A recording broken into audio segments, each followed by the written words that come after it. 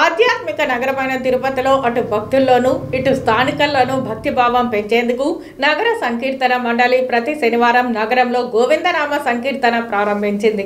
ఆధ్యాత్మిక నగరమైన తిరుపతిలో అనేక ఆలయాలు ఉన్నాయి. వీటి సందర్శనార్థం వేలాది మంది వస్తుంటారు. నగరంలో మరింత భక్తిభావం పెంచాలన్న సంకల్పంతో స్థానిక ప్రజలు నగర సంకీర్తన మండలిగా ఏర్పడి ప్రతి శనివారం నగరంలో గోవిందనామ సంకీర్తనలు చేయాలని సంకల్పించారు.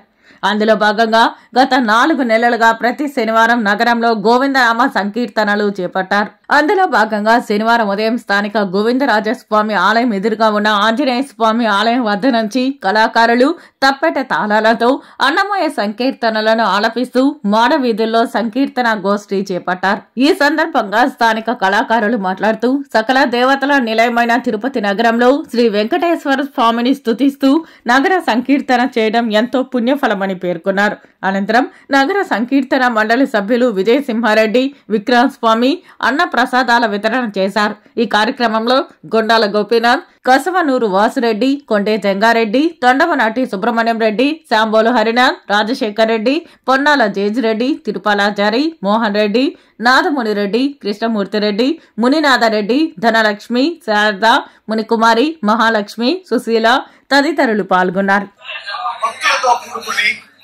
తిరుపతి మొత్తం నగరమంతా స్వామివారి సంకీర్తనలో ప్రతినిత్యము సంకీర్తనలు చేస్తూ భగవంతుడిని ధ్యానం చేసుకుంటూ మంచిని సంపాదిస్తూ తిరుపతి ప్రజలందరూ బాగుండాలని యువకులు కూడా ఈ స్వామివారి దాంట్లో పాల్గొని భక్తులందరూ కూడా మంచి భవిష్యత్తును సంపాదించుకోవాలని